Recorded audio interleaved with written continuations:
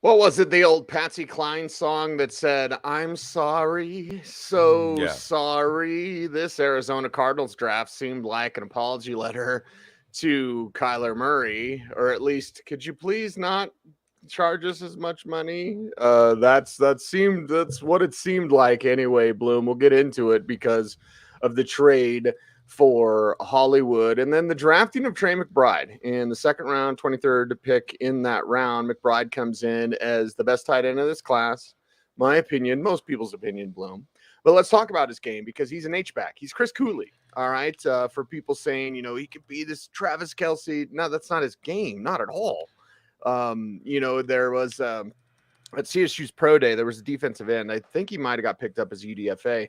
But anyway, so people thought that's Trey McBride because he was huge and he was cut and everything. It's like, no, McBride looks like a dude, like a well in shape dude, but he's also not this mammoth monster of a man like a Travis Kelce. He's a good sized player who can move around the formation, is a good effort blocker, and is a 3-level receiving threat. So Arizona gets Kyler Murray, a tight end, with Trey McBride there in the second round, and they move on.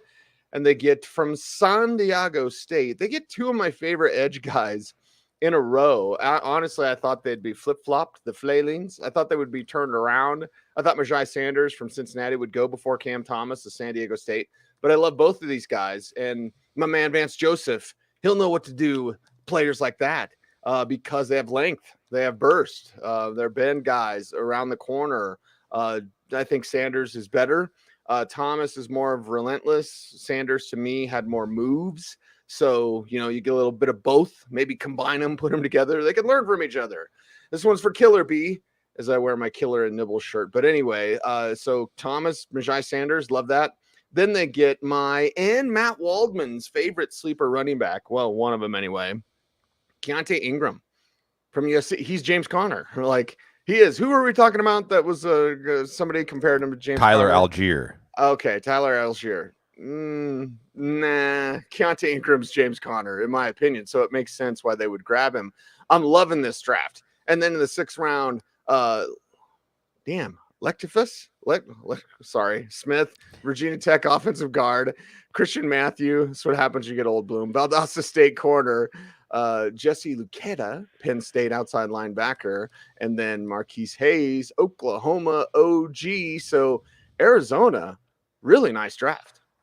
Yeah, they get Hollywood Brown for the first round pick. They get a late third back in the deal. But when you saw earlier that the Eagles were able to get A.J. Brown. Now, they had to sign A.J. Brown to an extension. Hollywood Brown, they just pick up the fifth-year option. Hollywood Brown and Kyler Murray play together. Of course, you get that speed to take the top off the defense.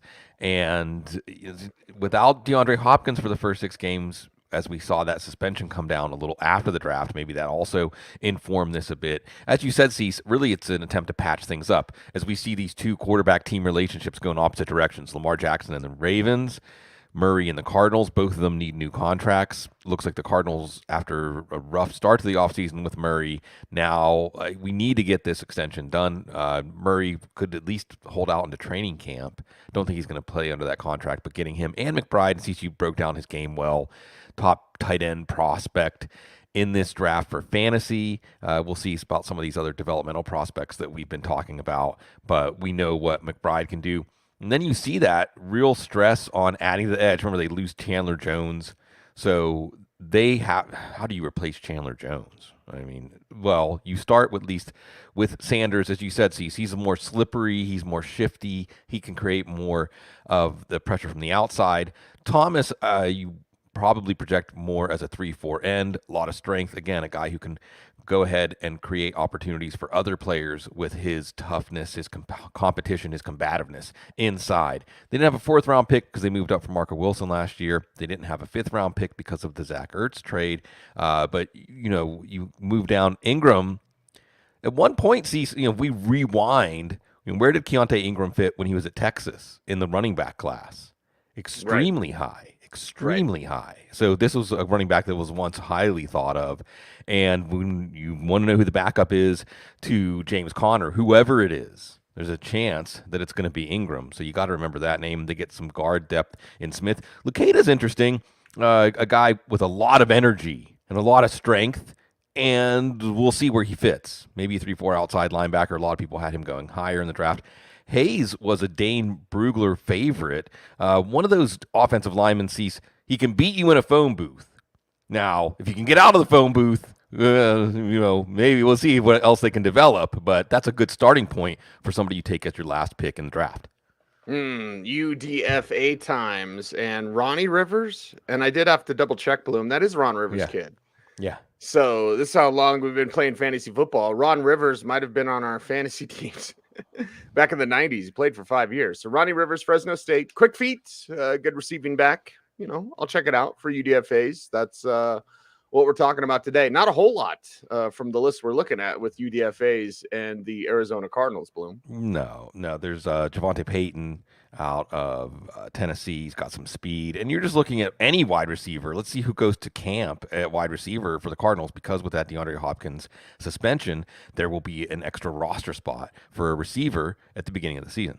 All right, let's see what the defending Super Bowl champion Los Angeles Rams can do and what they did with their draft class as we move on to them.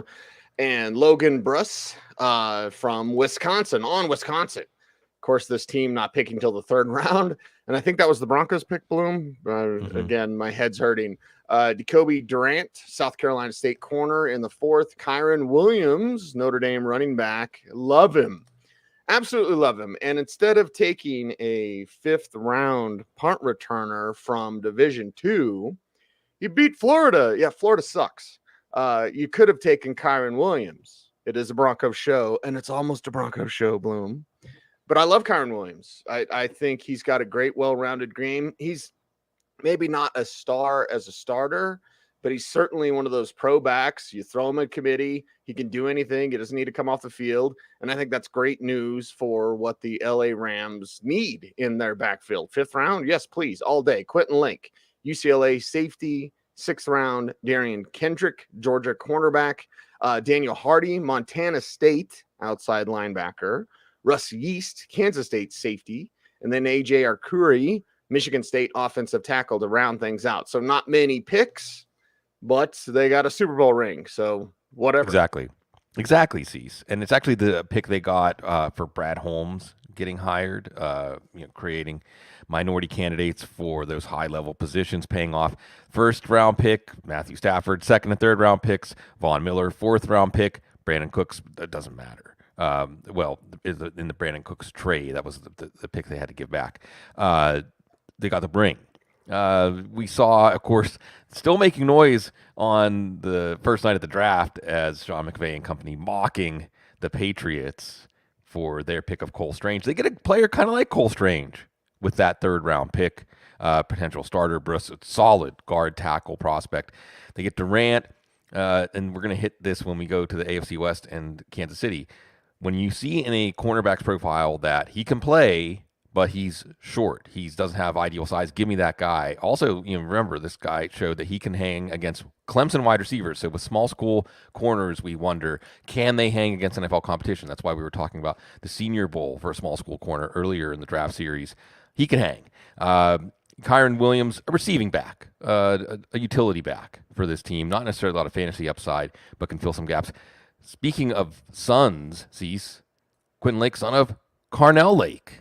Yeah, there's some fantasy football in the fantasy defense that the Steelers had in the 90s. He's got the size and smarts. Not a great athlete, but you can work with that. Kendrick started out as a Clemson wide receiver, speaking of Clemson, and ends up a Georgia cornerback. He has a lot of battle-tested scars. I say scars because he wasn't great against that competition, but we know how he'll hold up against NFL competition, and they think they can develop him. Hardy, Troy Anderson, an ultra-athletic linebacker, goes in the second round. Hardy falls well into the third day. Ultra-athletic edge, maybe not quite on the level of Anderson. Another son, Yeast, son of Craig Yeast. a toolsy safety linebacker type.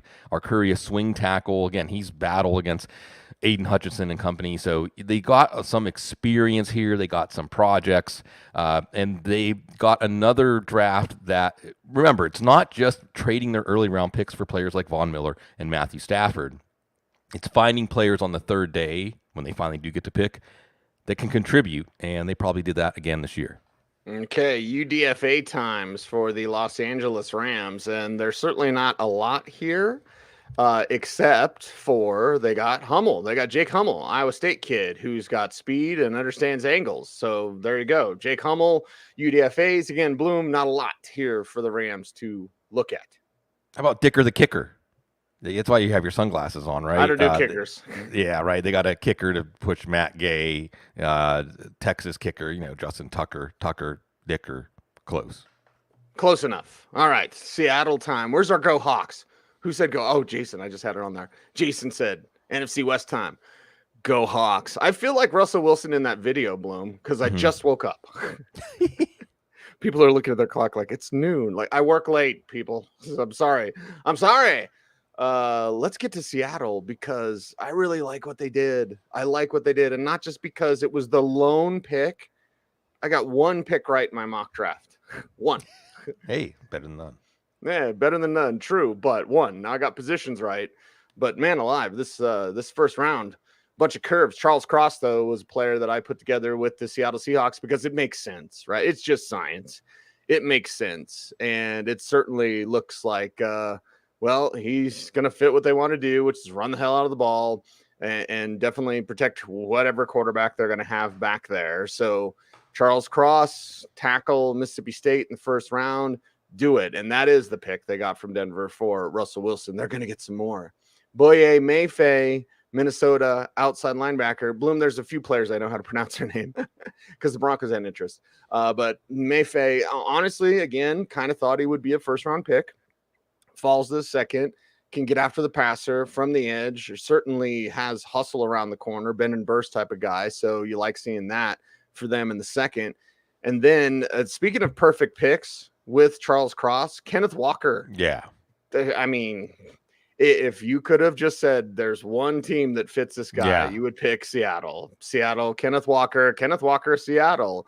And it's perfect. And he's my number one running back. I'm a sucker for big backs. And I cannot lie. But Walker does love contact. Walker can run through contact. Walker can be the lead back. You have Chris Carson with a neck injury. And God bless Chris Carson, but neck injuries, that stopped Sterling Sharp from playing. That knocked Eric Dickerson out when he was with the Falcons for 4 games. And it was so bad, Bloom, I had to get a custom-made Falcons Eric Dickerson jersey because I love Eric Dickerson. I said one time I loved his nickname on the air. I don't think I could say it on YouTube that I love Eric Dickerson, but I said I loved his nickname, and well, it was funny. But YouTube overlords prevent me from being funny, or actually just nature Goulet prevents me from being funny. Anyway, let's move on with the Seattle Seahawks. See, that was funny, so you're wrong. Abraham Lucas, Washington State offensive tackle, player that's huge. Has great movement. You kind of hope he is a little bit meaner. You know what I mean? So you have Charles Cross, good, mean, nasty, pass protector, run blocker. Lucas, you'd like to see him be a little bit meaner. Kobe Bryant, yes, named after Kobe Bryant as well, from Cincinnati. And again, it wasn't Ritter and a bunch of slappies. Cincinnati, there's Bearcats all over the place. My guy, Tariq Woolen, UTSA, instead of taking a kick returner from Division II, you could have taken a 6'4" corner. I was debating with our friend Andrew Mason because he's like, you really liked Woolen? I said, I like 6'4" corners, right? Does Woolen know what he's doing? No, not at all. But he's a 6'4" corner. I can work with that. Freaking Division II return guy. Save it for the show, Cease. He's probably going to be the greatest. You're going to make him. Time. He's been mentioned more than any other player in our draft shows, and he hasn't even been mentioned. He hasn't even been mentioned yet. We don't even know his name. Who's the big reveal in the final AFC West show? The big reveal that's not going to make the 53-man roster. Tyreek Smith, Ohio State defensive end, Bo Melton, Rutgers wide receiver, and Derek Young, Lenore Ryan wide receiver. Did I see him somewhere? I might have seen him somewhere. Bloom, let me look at my notes. Let's talk about Seattle. Yeah, this is a bit of a mixed up class. We reacted in real time. Okay, the pick they get for Russell Wilson, Charles Cross, a really solid left tackle, going to be your left tackle for a long time. Where's his strength of his game? Pass blocking. Where's his weakness? Run blocking. Okay, I mean, players can change, players can be developed. He doesn't quite fit the ethos of this offense. Boy, Mayfair does fit the need at end. And what you like about him is he's got all the athleticism. Like you said, he's bendy. He's got the turn the corner burst. Just needs to be coached up. I'll take that. Just needs development. Walker, now here's a player that fits their ethos. If you have the 1-1 pick, it should be Walker. It should be Walker. It should not be Breece Hall. It should not Bryce Hall, another NFL player. Breece Hall is a Jet, first of all. I know you say he's a Seahawk, but the thing is, this is a Seahawks team that wants to run the ball, and Kenneth Walker wants to run the ball. See, we could not quite. You mentioned the Falcons, right? Like Gerald Riggs. Okay, we're not going to get to 400 carries, but we may get to 320, 350. Chris Carson. Yeah. They don't know when Chris Carson's going to be back. Rashad Penny, not exactly known for staying on the field. Kenneth Walker, known for making defenses wish they could get off the field whenever he's running the ball. And he can be a perfectly fine pass catcher. Think Nick Chubb. Yeah, Kenneth Walker. This is, from a fantasy standpoint, not necessarily the efficiency of the offense or the number of touchdowns they're going to score, but in terms of what he likes to do and what they like to do, perfect alignment here. And then you get to Lucas, more of a pass blocker. Size is there, maybe kick inside to guard. You think you would want these maulers and road graders. Not exactly what they get. Bryant, this is a great fit. So now we get to the good fits again. Bryant has the length that they want, has the zone corner game that they want, and then you have Woolen and Cecil left out the most important part. 6'4" at 4'2", 640. And you can't work with that? Seriously, you can do something with that. Hey, he doesn't know what he's doing. He's 4'2" speed and he's 6'4". Yeah, let's see what we can do with that. So you like that kind of pick on the third day. Melton, you really like this pick on the third day. Underrated, hard-nosed slot receiver. Watch him make the team. I think that Melton is a pick that a lot of teams are going to look back and wish they had taken him earlier on the third day. And then again, with the freakishness, Derek Young out of Lenore Ryan, 6'2", 224, 4'4", 40. 37-inch vert, 11'3" broad jump, 4'19" 3-cone, and 6'8" short shuttle, and 22 reps on the bench. So it's all there in terms of tools. Again, 7th-round pick. I think he had 16 touchdowns on 71 receptions. So all these things tell you there could be something there. That's what we like in our late round picks. So, a mixed report card for Seattle, but there's upside on the third day, and Kenneth Walker to pull the team in the second round. Nah, pull him around in the second round. Let's go to the UDFAs for one of the Seattle Seahawks. Did they get Ellaby? All right, they did. All right. Yeah. This is what happens when I just wake up. Caleb Ellaby, quarterback, Western Michigan, as one of their UDFAs. And guy takes care of the ball. Would he only throw 11 picks during his entire college career? So you know what he can do there. Started for 3 seasons, had a couple of NFL wide receivers that he was tossing to, Dwayne Eskridge and Sky Moore. I love Sky Moore, Bloom. Mm-hmm. He's our thumbnail star today. Splash plays there, consistency, no. But interesting enough, and part of me wants to be Henry. I don't think he will. I don't think he can. Never know. No, if he'll do much. But the Henry part of me wants to be like, he'll start over Drew Lock. Right. You never know. I mean, that's when Drew Lock was thrown into a bucket or whatever. Right. When the Seahawks tweeted about it, I was like, that's so. I remember those days. Yeah.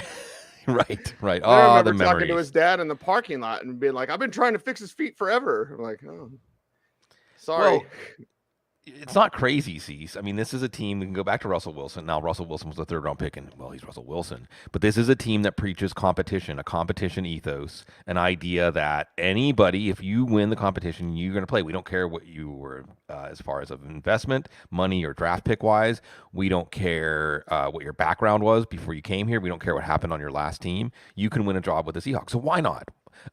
Any quarterback they picked up, Cease, 7th-round pick, priority free agent, somebody who comes in on a tryout, we would have taken note because right now they have Drew Lock and Geno Smith. Drew Lock and Geno Smith, which means they're looking. Yeah. They're looking for sure. And they'll be looking next year. What did our man Dane Brugler had 4 quarterbacks in his top 10? Right. Like you just know. When you know, you know. It's like love, Bloom. When you know, you know. Mm-hmm. Like right. the Audible. Yeah. Yes, that's right. Oh, we still have another team, San Francisco. I still want to get to Denver, but it's a Bronco show. We will. Did you hear they drafted a Division II returner in the 5th round? I don't know who this guy is, but he's got to be the greatest player ever. And I rarely do this, and it's not about him. It really isn't. I'll get to it in the next show. But it's like, come on, man, come on. Tariq Woolen right there. Anyway. I look at the San Francisco 49ers next, and to wrap up the NFC West, and they get Drake Jackson, a player the Broncos did like, but Drake Jackson from USC, of course, flexible player who has violent striking hands, probably my favorite scouting term of all time, Bloom. So there you go. That's their first pick. Tyrion Davis-Price, LSU running back. I got a thing or two to say about him. Anytime, and I mean anytime, the San Francisco 49ers are taking a running back, I don't care where it's at, we're going to talk about him. He's probably going to be involved in somehow, some way in this backfield, at least now or in the future, and be productive and be an important piece because you see it quickly in that system. And then you can, the guys you don't see it from, you move on. Yeah, they don't Danny see them Gray, very long. Yeah, exactly. Danny Gray, SMU wide receiver in the 3rd round. Spencer Burford, UTSA, another UTSA. What's their mascot, Bloom? Offensive tackle from UTSA. Samuel Womack, Toledo cornerback in the 5th round. Nick Zakelj, Fordham, offensive tackle. Kyla Davis, UCF, defensive tackle. Tariq Castro Fields, corner, Penn State. Good late round corner. And then Brock Purdy, Iowa State quarterback. I was excited to see him at the Shrine Bowl. And then I saw him in person. I was like, I do need car insurance. Yeah. So anyway. You are naturally funny. I'm just UTSA, punchy. It's okay. We're all punchy. As a nation, as a world, we are punchy. It's the Roadrunners. Although I don't think there's a lot of Are there Roadrunners down in San Antonio? I don't know. Shouldn't it be like armadillos or something? Right. What do you find on the Riverwalks? The Riverwalk rats. Well, look, first round pick is part of the Trey Lance trade. And they get Drake Jackson. The way the story goes, Cecil, and I saw this many places, his father put on his birth certificate 260-pound outside linebacker USC on his birth certificate. So he didn't put down San Francisco 49ers, but more of a finesse rusher, not exactly a sand in his pants edge setter, but they have guys to do that on the San Francisco defensive line. Davis-Price, we talked about before the draft, downhill banger, but obviously they see a fit in the system. This pick is probably more about Trey Sermon than Elijah Mitchell, but hey, Elijah Mitchell not known for staying on the field, got banged up a lot. So yeah, Davis-Price in a vacuum, not as impressive as the other wide running backs that went in 3rd, 4th round, but situationally, a lot of fantasy possibilities. We talked about Danny Gray, a Darnell Mooney type, lots of athleticism, speed, a lot of things you can do with him. Burford is a nice developmental guard tackle. Womack, another undersized corner, but is always around the ball and he's fast, so you like that. Zakel, the developmental swing tackle, not necessarily a lot of upside. Davis can shoot some gaps inside. Castro Fields, another cornerback with size and traits who needs to be developed. But again, the San Francisco defense, you can cover up the cornerbacks as long as they have the play in the front 7 that they've been getting. And Brock Purdy, very limited. You know what Mike Tanier called Brock Purdy, Cease? Future Texans offensive coordinator. As only our friend Mike Tanier would. Yeah. He's the dude. Like, I'll do my grumpy old man Senior Bowl rant because everyone's there to take selfies for their brand or not take notes or not watch practice. Mike Tanier, there's a couple of guys that I will actively seek out because I mostly, I'll sound like an ass when I say this, but I mostly want to be left alone. I mostly want to watch practice. I don't, I'll see you at Saucy Q. Although the practice field's not even close to Saucy. It takes like an hour to drive to Saucy Q and back. Because Mobile traffic's just awful. Just their whole road system in Mobile is terrible. Anyway, the draft starts in Mobile. Mike Tanier's one of the very limited people I'll find at practice. Just because I want to be more like Mike Tanier, man. Yeah, the best writer, the best writer in our football sandbox. Diego says we're going to need a new thing for the Senior Bowl rant. Yeah, it's coming. All right, UDFA time for San Francisco, and not a lot. They got the Georgia Tech kid, Jordan Mason, right? The running back. So, big back, grinder, that type of guy. Maybe plays on special teams. Not a whole lot though. But again, when you're the 49ers and you pick up any running back, even if he's a 2-down thumper, you're going to watch. Yeah, and they got a center. A lot of people thought was draftable. Donovan West out of Arizona State. Alex Mack is there right now, but you could see him as a guard or a center, and as Mack's eventual replacement. Not bad for UDFA. That's right. I wish I could. Finally, the big reveal. Right. Stick around for the big reveal. Question publicly, but anyway, the big reveal next. You want to know about Division II returners? Do I got a guy?